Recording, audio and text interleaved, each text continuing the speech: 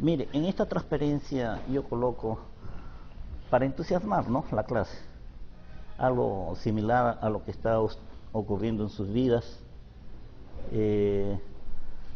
Antes de lo que son ustedes ahora, están dependientes de los papás. Ahora ustedes han pasado al volante mismo a ganarse la vida, pero primero tienen que entrar a la especialidad, ¿no? Y eso es lo que dice. Hay un periodo en que los padres vamos quedando huérfanos de hijos. Ya no lo buscamos en las puertas de las discotecas y los cines. Pasó el tiempo del piano, el fútbol, el ballet, la natación. Salieron del asiento de atrás y pasaron al volante de sus propias vidas, ¿no? Supongo que esto es. Y salió eso.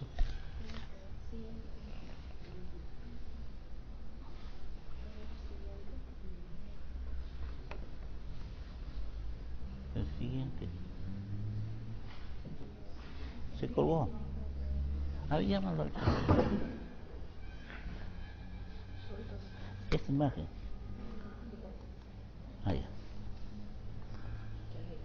Entonces, a ver, continuemos. Miren, acá tenemos un Cristo de Mel Gibson, ¿no?, crucificado. Su tórax trabajó una barbaridad antes de ser clavado en la cruz. Tuvo una muerte horrible, ¿no? Y se supone que esa caja torácica trabajó bien, ¿no? A ver, ahí estamos. Definamos: crucifixión, castigo lento y doloroso que conducía a una muerte horrible. Respiración era extremadamente difícil, particularmente la exhalación, la expiración. Inhalación: el peso del cuerpo hace que tensen los músculos intercostales. Es obvio, ¿no? Exhalación, que prácticamente esto era lo más difícil, era diafragmática y poco profunda, que generaba asfixia. El tiempo de sobrevivencia puede variar entre 3 a 4 días. Se calcula que Jesús resistió de 3 a 6 horas. Este es un referente, es una radiografía normal del tórax. A nosotros nos interesa lo que es el hilio pulmonar y el arco de la arteria pulmonar. Ahí están con sus respectivas numeraciones, para que lo miren, no se olviden.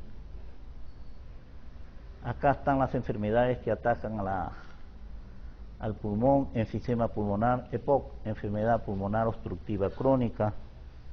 ¿Qué cosa sucede acá? Hay un tórax en forma de tonel, miren cómo está, sin cúpula diafragmática. Prácticamente la curvatura del diafragma se ha aplanado. Y esto es el músculo principal de la inspiración. Justifica el 70% de la mecánica ventilatoria. Y es más, la capacidad pulmonar total también está incrementada, que hace difícil la hematosis y por ende actúa como un proceso obstructivo. Esto es el enfisema pulmonar. Atelectasia. La atelectasia, solamente una parte del pulmón está comprometido, como en esta radiografía. Lo que está comprometido es el lóbulo medio de un niño por cuerpo extraño. Esta es enfermedad restrictiva. Edema pulmonar, infiltrado pulmonar difuso algodonoso, sin cardiomegalia. Y a la derecha tenemos una bronconeumonía. Es bastante frecuente estos en las personas de la tercera edad.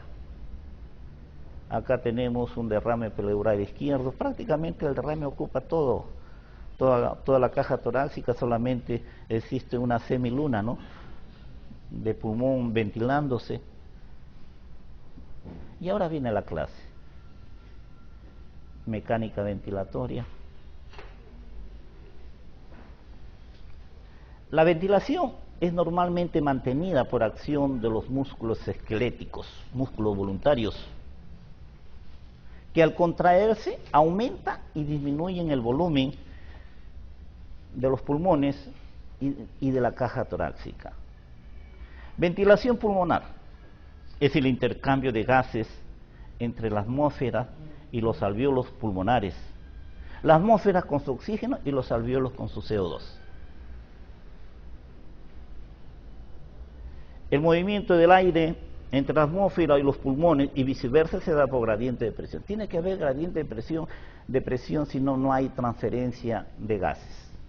Por ejemplo, en la izquierda dice, el aire penetra en los pulmones siempre y cuando la presión dentro de los pulmones sea menor que la atmosférica. Penetra, y esto representa lo que es la inspiración, ¿no? La inspiración. En cambio, en el lado derecho, la presión en los pulmones es mayor que la atmosférica, entonces el aire sale de los pulmones. Esto es la expiración.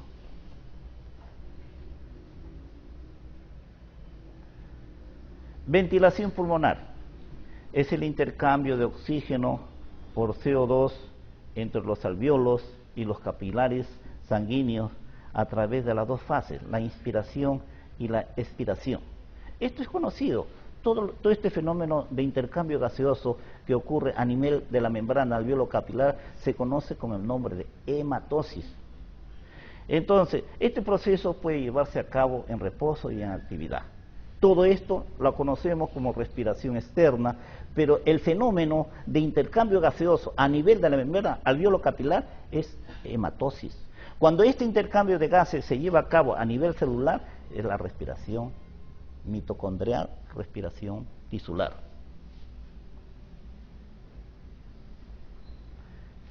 Ventilación en reposo o tranquila.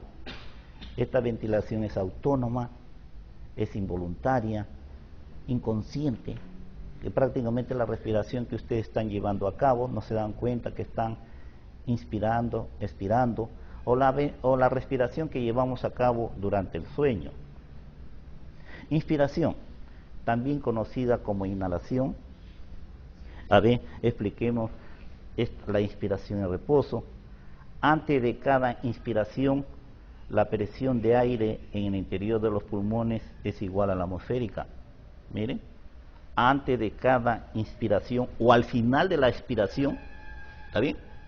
Antes de cada inspiración o al final de la inspiración, o también podríamos decir al final de la inspiración y antes de comenzar la expiración, todo está incomunicado con el medio ambiente. Antes de cada inspiración, la presión de aire en el interior de los pulmones es igual a la atmosférica, 760 milímetros de mercurio. Y estos iniciales que dice en el inicio y al final, en ambos lados, al inicio de la inspiración o al final de la expiración, al final de la inspiración o al inicio de la expiración, prácticamente hay una comunicación con el medio ambiente y la presión en ambos lados, en las cavidades alveolares y en el medio ambiente, es 760 milímetros de mercurio. No hay gradiente, no hay transferencia de aire, ni entra ni sale, porque en ambos lados es 760 milímetros de mercurio. Para que el aire penetre en los pulmones, la presión en su interior debe hacerse inferior a la atmosférica. Y como estamos con músculos esqueléticos, ordenamos que se inicie la inspiración. Entonces, ¿qué cosa sucede en este movimiento que estoy haciendo? Lo que se consigue es que estoy aumentando el tamaño de la caja torácica, aumento el volumen de la caja torácica, el volumen o el tamaño de los pulmones. Y es aplicable la ley de Boyle, con sus dos variables. Presión por volumen es una constante a 37 grados centígrados. Las contracciones que llevaba a cabo ha aumentado el tamaño de los pulmones y ha disminuido la presión en el interior de los pulmones. Entonces, acá ocurre el fenómeno de la inspiración. El aire entra a las cavidades alveolares porque hemos generado un gradiente de presiones minimizando la presión de los alvéolos.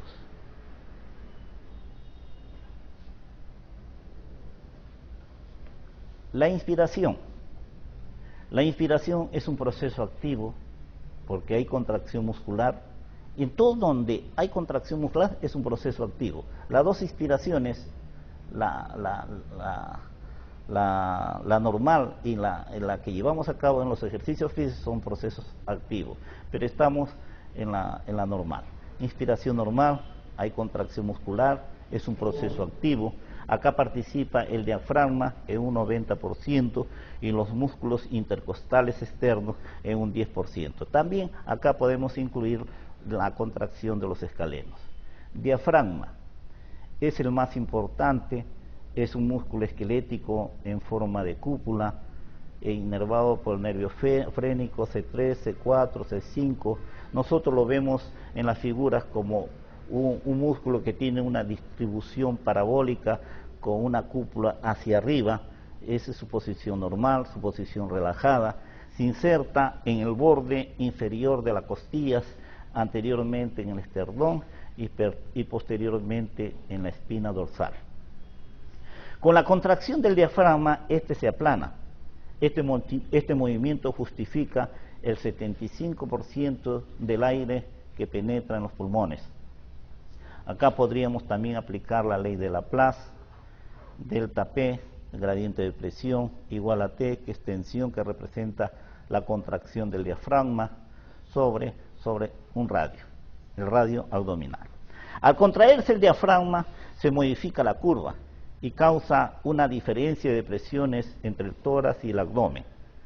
Este fenómeno aumenta la presión intraabdominal y disminuye en el tórax. Lógicamente, ¿no? El diafragma tiene la cúpula elevada, se contrae, aplasta prácticamente todo el intestino, aumentando la presión en el abdomen, aumenta el volumen de la caja torácica, y si aumenta el volumen de la caja torácica, disminuye la presión, ¿no? Acá represento en este botellón, prácticamente tengo incluidos los pulmones, el diafragma, el abdomen. Acá está el modelo matemático de Laplace, delta P es igual a T sobre radio. Si a mayor tensión, a mayor contracción del diafragma, en el lado derecho, acá, a mayor contracción del diafragma, mayor presión intraabdominal. Era lo que hemos explicado anteriormente. Inspiración. Intercostales externos. Al contraerse, tiran las costillas hacia arriba, levantan. Ustedes han visto un esqueleto, ¿no? Cómo están las costillas oblicuamente. Al contraerse los intercostales externos, tiran las costillas hacia arriba y empuja el esternón hacia adelante.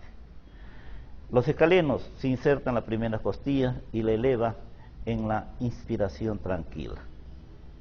Al contraerse los músculos inspiratorios, me estoy refiriendo al diafragma, a los intercostales externos, a los escalenos, se amplía prácticamente el diámetro vertical y transverso de la caja torácica, causando la movilización de la pared torácica hacia arriba y hacia afuera.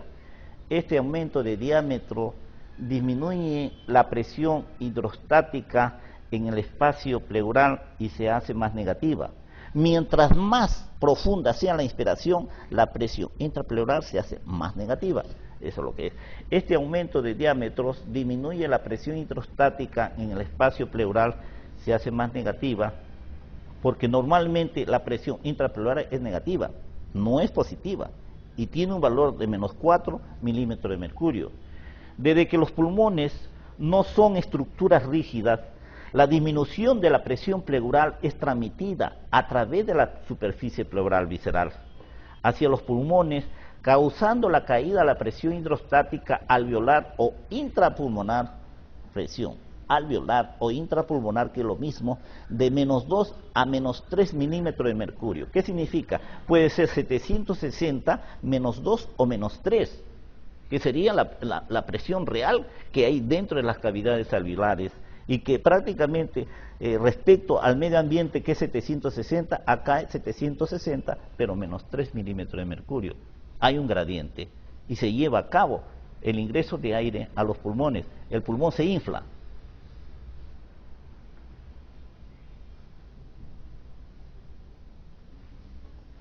Durante la respiración normal o tranquila, La presión entre las dos capas de la pleura, llamada presión intrapleural o intratorácica, es siempre inferior a la atmosférica, como hemos dicho anteriormente.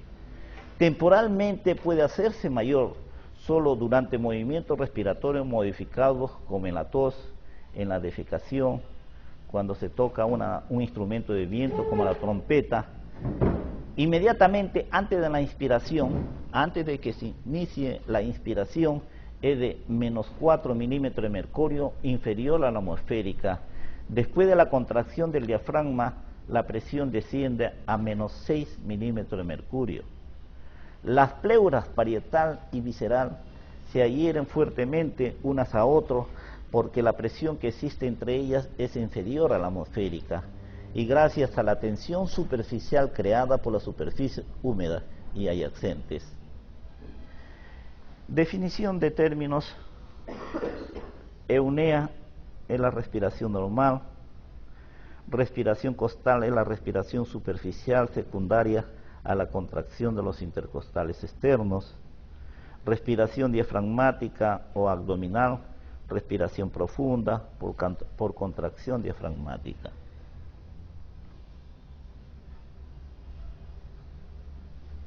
Ahora vamos a la otra fase de la ventilación tranquila, expiración tranquila o llamada también exhalación. Se efectúa por un gradiente de presiones. También se aplica la ley de Boyle, P por V igual a K, 37 grados centígrados. Si ustedes saben de que cuando se contrae el músculo, prácticamente esa contracción solamente dura 1 minuto y después que se ha agotado todo el oxígeno que se ha utilizado en esa contracción, entonces el músculo se relaja. Existen estructuras elásticas como el cartílago, el mismo pulmón prácticamente llega el minuto y aplasta todas las estructuras. Entonces, al aplastar todas las estructuras, aumenta la presión dentro de las cavidades alveolares a cierto punto que supera la presión externa de 760 milímetros de mercurio y que puede tomar una presión positiva de 2 milímetros de mercurio. Es decir, en este punto sería 762 milímetros de mercurio prácticamente que va a determinar la salida del aire de los pulmones. Esto es un proceso pasivo, no es activo porque no hay contracción muscular. Acá no interviene la contracción muscular. Es un proceso pasivo, depende del empuje hacia adentro de la tensión superficial. La expiración se inicia cuando se relajan los músculos inspiratorios. Las costillas descienden, la cúpula del diafragma se desplaza hacia arriba debido a su elasticidad. Estos movimientos disminuyen los diámetros torácicos. En consecuencia, el volumen o el tamaño pulmonar disminuye y la presión intrapulmonar aumenta, se hace positiva, más 2 milímetros de mercurio.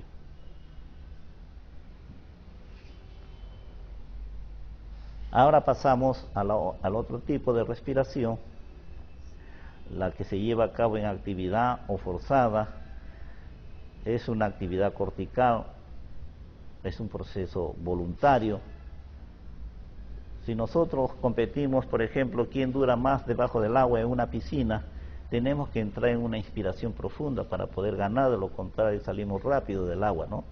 Entonces, es una actividad cortical, lo comandamos o voluntaria, es la que hacemos durante los ejercicios físicos.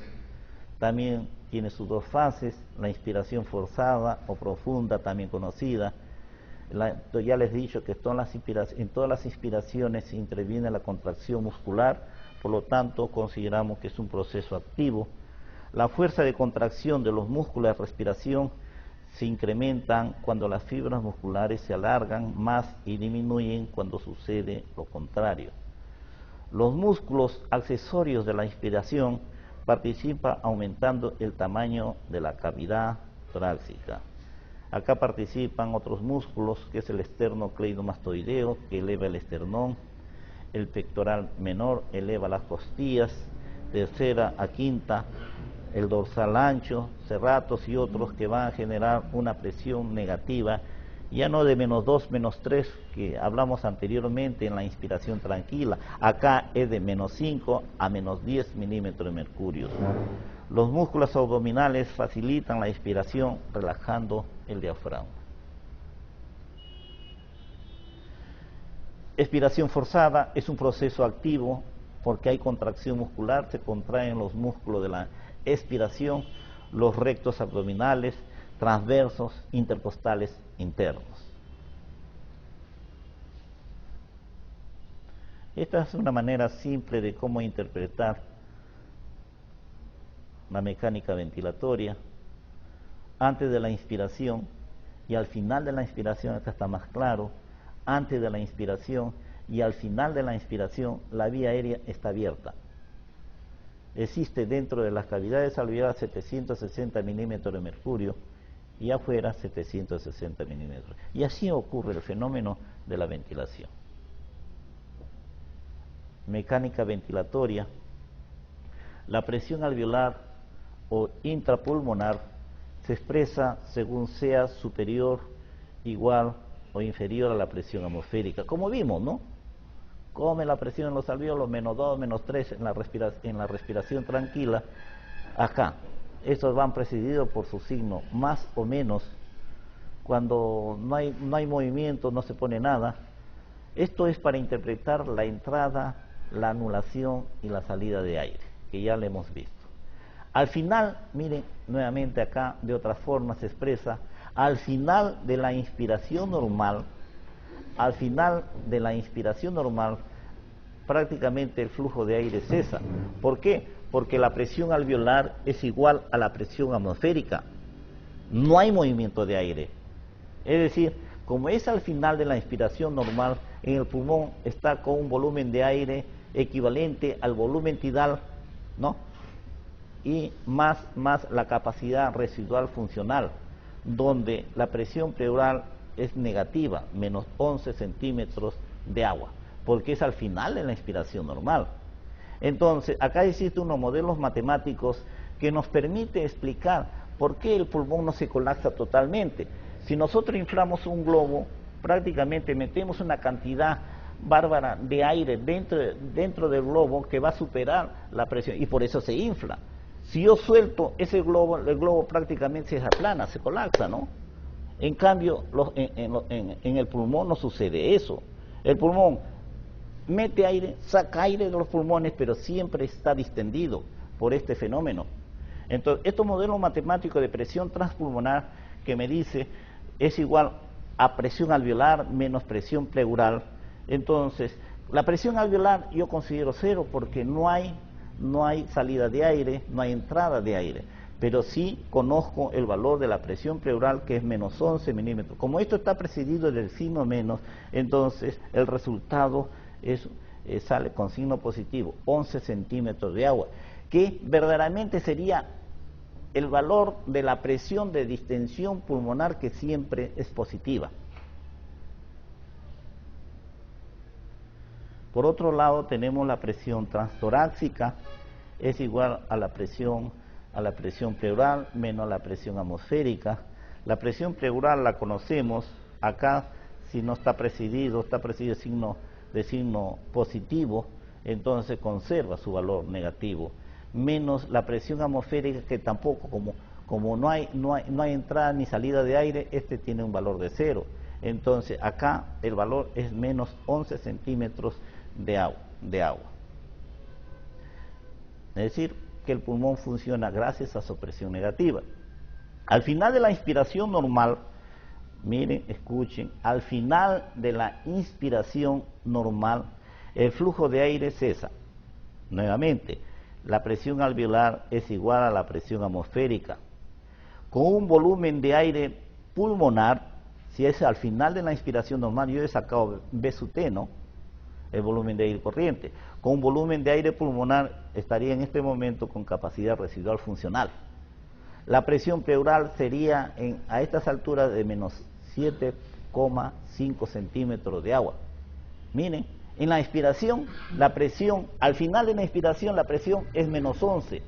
En cambio, en la expiración, -7,5. Es decir, que en este punto el pulmón tiende a colapsarse, a cerrarse.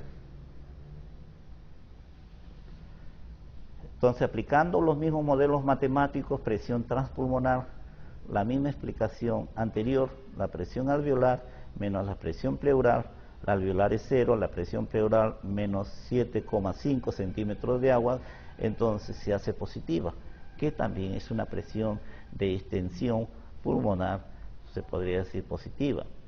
Y la presión transtorácica sería negativa, también por la misma explicación anterior. Entonces, cuando hablamos de flujo de aire es igual a presión sobre resistencia. Si el flujo de aire es 0, la presión es 0. Por eso que digo que en todos los modelos matemáticos, cuando no hay flujo de aire, tanto el valor atmosférico como alveolar es 0.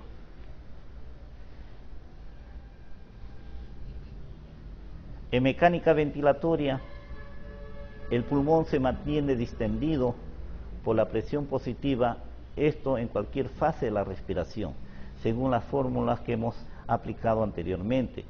La presión transpulmonar es positiva por la negatividad de la pleura, que mantiene la vía aérea abierta, y en la presión transtorácica la presión negativa de la pleura. En ambos, si restamos la presión de la vía aérea o la atmósfera, se explicaríamos B sub D. Entonces, ¿qué tenemos acá en el lado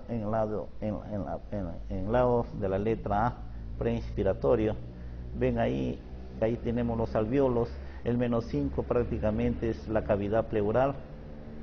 Si aplicamos el modelo matemático que hemos visto anteriormente, ¿no? Presión alveolar, este de acá, presión alveolar menos presión pleural, estamos ahí. Este de acá es 0, esto está precedido de signo menos, y acá me va a salir positivo. Lo aplico, ¿no? Aplico, me sale un valor positivo, se mantiene distendido la vía aérea. En cambio, si aplico este fenómeno de acá, la vía aérea, mire, con un valor negativo se colapsa. Eso es lo que quiero decir, ¿no? Los músculos respiratorios en las enfermedades, diferentes enfermedades pueden afectar la ventilación y por ende los músculos respiratorios. Así, el asma bronquial. En el asma bronquial los seres humanos entran en crisis ventilatoria. El aire puede ingresar pero no sale porque hay un espasmo bronquial. Y tener los músculos de la caja torácica permanentemente en este problema, prácticamente esto puede conducir a la muerte, ¿no? Lo mismo sucede en las personas que tienen EPOC, enfermedad pulmonar obstructiva crónica, el enfisema, que ya lo hemos visto anteriormente.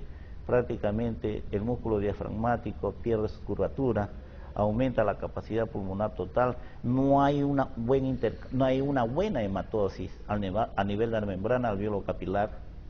El edema pulmonar, hay una transferencia de líquido hasta las cavidades alveolares que prácticamente engruesa el sitio de recambio de la hematosis, ¿no?, a nivel de la membrana alveolo-capilar. Las enfermedades neuromusculares tenemos la poliomielitis. En la poliomielitis prácticamente el virus ataca al músculo principal de la inspiración, el diafragma, pero no se mueren porque es prácticamente sustituido este músculo por los otros músculos inspiratorios. Después tenemos el síndrome de Guillain-Barré. Esta es una enfermedad paralizante que empieza en los miembros inferiores, pero cuando ataca la caja torácica ya es prácticamente mortal, ¿no? Lo acaba al ser humano. Y la miastenia gravis, acá hay problemas de mediadores químicos como la acetilcolina, que prácticamente no hay una buena transferencia de impulso nervioso a nivel de la placa motora.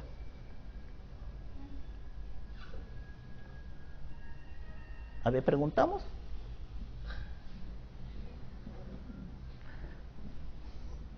O yo lo leo y lo respondo rápido. A ver, ¿qué clase de músculos conforman la caja torácica? Músculos esqueléticos, lisos. ¿Qué dicen ustedes? Esqueléticos, voluntarios, pues. ¿Qué da lugar cuando interactúa la caja torácica y los pulmones? Se generan volúmenes y capacidades pulmonares, ¿no? Se generan volúmenes y capacidades pulmonares, que al han visto son 4 volúmenes y 4 capacidades pulmonares. ¿Qué facilita la creación de los volúmenes pulmonares? La hematosis, pues, ¿no? Genera una variabilidad de presiones en los gases que permite hacer la transferencia. ¿En qué forma se lleva a cabo el proceso de la ventilación pulmonar? ¿Cuántos tipos de respiración conoce?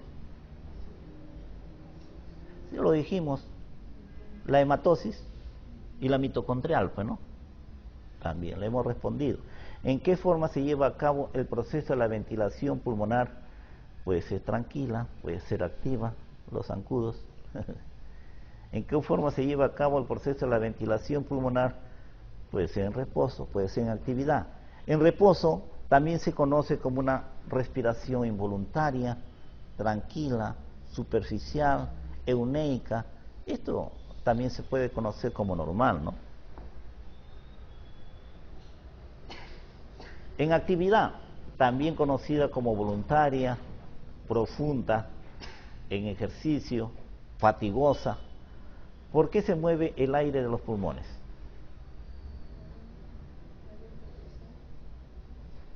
Sí, por gradiente, pues. Pero más decente sería por la ley de Boyle, ¿no? Sí, está bien. ¿Por qué entra el aire al pulmón? Entonces por la gradiente. ¿Por qué sale el aire del pulmón? También por la gradiente, pues, ¿no? O por Boyle. Inspiración, inhalación, ¿es un proceso activo? Sí. Hay contracción muscular. Antes de la inspiración, ¿cuánto es la presión de los alvéolos? Antes de la inspiración, ¿cuánto es la presión de los alvéolos? Antes, ¿ah? No estoy diciendo. Antes de la inspiración hay una comunicación directa a los alvéolos, pues, ¿no? La presión es igual que en el medio ambiente, 760, no hay transferencia de aire, nada. Entonces, antes de la inspiración, ¿cuánto es la presión de los alvéolos? Puedes contestar 760, si estamos al nivel del mar, ¿no? Igualito. ¿Qué debe suceder para que disminuya la presión alveolar? ¿Qué es lo que debe suceder? Ordenar a nuestra musculatura esquelética que cambie, ¿no? Que se contraiga. ¿Qué debe suceder para que disminuya la presión alveolar? Ordenar que la inspiración ocurra. Entonces, con esto aumentamos el tamaño de los pulmones, de la caja torácica, y por lo tanto disminuye la presión alveolar. La presión alveolar o intrapulmonar baja de 760, lo que tú contestaste hace poco, de 760 menos 2 a menos 3, cuando la inspiración es tranquila, ¿no? ¿Cómo se comporta la presión de un gas respecto a su volumen en un envase? Si colocamos esta cantidad de gas en un envase pequeño, prácticamente la presión aumenta, porque lo apretamos, pues, ¿no? Lo apretamos. ¿Qué sucede si el tamaño del envase disminuye? Es lo que estamos respondiendo. ¿Qué ocurre cuando inflamos una bicicleta o un balón? Con el inflador prácticamente aumentamos la presión, entonces generamos gradiente y el aire ingresa, pues, ¿no? Ingresa. Diafragma, ¿cuándo está relajado y quién lo inerva? Está relajado cuando la cúpula está hacia arriba, ¿no? ¿Y quién lo inerva? El nervio frénico, ¿no? ¿Qué distancia recorre el diafragma? Recorre 1 centímetro en una inspiración tranquila, pero cuando la inspiración es activa puede recorrer 10 centímetros. ¿Se contrae al mismo tiempo el diafragma y los intercostales externos? Sí, al mismo tiempo se contrae. ¿Qué ocurre cuando se contraen los intercostales externos? Levantamos las costillas son como una asa de balde, ¿no? Se levanta hacia arriba, lleva el esternón hacia adelante. Entonces, eso es lo que hacen los intercostales externos. La presión intrapleural o intratorácica siempre es negativa, ¿no? Siempre es negativa. ¿Y por qué? ¿Por ¿Por qué es negativa? Porque la presión intrapleural, las pleuras están prácticamente húmedas y esto genera tensión superficial de los líquidos, y porque la presión es negativa. ¿Por qué se adhieren fuertemente las hojas pleurales? Por la presión negativa, por la tensión superficial de los líquidos, ¿no? Expiración o exhalación. La tranquila es un proceso pasivo. ¿Y cómo se produce? Dice, expiración o exhalación, la tranquila es un proceso pasivo, sí. ¿Y cómo se produce? Ya hemos visto que por agotamiento de la contracción muscular, la elasticidad de las costillas ceden y recuperan su posición original, ¿no? ¿Qué hacen los intercostales internos? Hacen lo contrario de los intercostales externos, bajan las costillas. Es vital el mantenimiento de una presión intrapleural baja, por supuesto. Esto es vital porque mantiene distendido prácticamente los pulmones. ¿Qué sucede con los alvéolos al final de una inspiración normal? ¿Qué sucede con los alvéolos al final de una inspiración normal? ¿Qué me dicen? A ver. Que nuevamente está en comunicación, ¿no? Que la presión dentro de los alvéolos es igual que el medio externo. ¿Y qué es el volumen mínimo? Es el volumen residual, ¿no? Este volumen mínimo es muy utilizado en medicina forense para diferenciar si un feto ha nacido muerto o ha nacido vivo. Entonces, solamente cortan un pedazo de pulmón, lo meten en un recipiente de agua.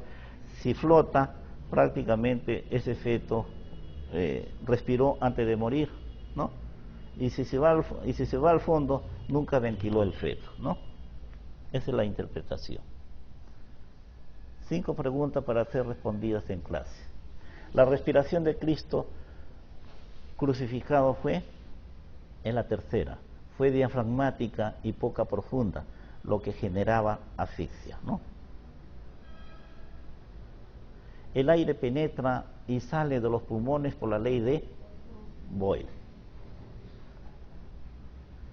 Enfermedad del músculo diafragmático, parálisis diafragmática bilateral, habitualmente es por invasión por carcinoma broncogénico, traumatismo de la médula espinal, sección quirúrgica del nervio frénico, traumatismo torácico, neuropatía postinflamatoria. Es por traumatismo de la médula espinal, pero siempre y cuando la lesión sea por encima de C3, C4, C5, ¿no?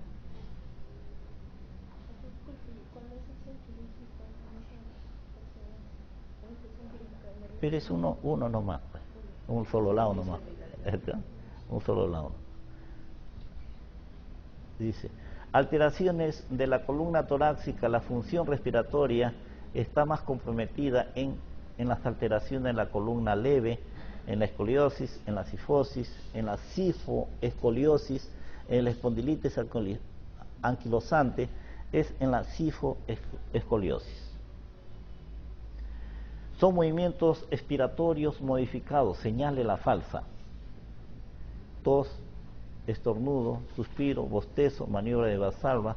La respuesta es bostezo.